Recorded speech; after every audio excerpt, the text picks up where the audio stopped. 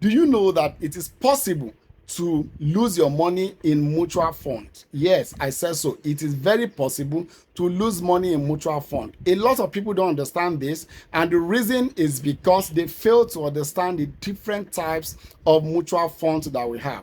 Stay with me, because in this video I'm going to be explaining to you the different types of mutual funds we have, their associated risk, and explaining whether it is good for you to invest in 2026. Please stay with me. First and foremost, let's quickly understand what mutual fund is all about. When you talk of mutual fund, is a situation where investors actually bring their money together, and these monies are given to a group of investors, say the bank or the financial institution, or if you like, call them asset managers. What do they do with this money? That's where the difference is coming. These asset managers or these banks carry this money and help you or help the group of investors to invest this money in different classes of assets, in which the return from the asset is now divided and probably given to the group of the investors who have actually given them money to invest. Now let's look at the types of money, the mutual fund that we have. The first type of mutual fund, starting from the safest, is the money market. When you talk of the money market, it's more like a short-term security, such as the treasury bill. Now, the treasury bill actually offers a return that is ranging from, say, 15% to 23% or so. Early part of this year, I think it was around 23 to 24%, but currently treasury bill actually ranges between, I think, 15% up to 18%, depending on the tenor you are actually investing or the tenor you're choosing. Now, there are different kinds of tenors in treasury bill. The first tenor is 90 days. You can decide to invest in 90 days. You can also decide to invest in 181 days, and then or invest in 364 days. These are the three types of tenor that we have. And you have the primary market and the secondary market. I've made a video explaining the difference between the secondary market and the primary market. All right. So if you have not seen the video, please check the video out.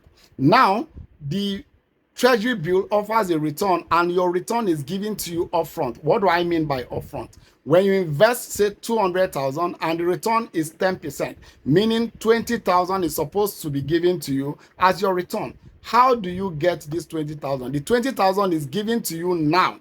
It means the amount they are taking from your account is the net amount. So they will debit 180 into your account. And then meaning that the interest, which is the 20,000, has been given to you upfront.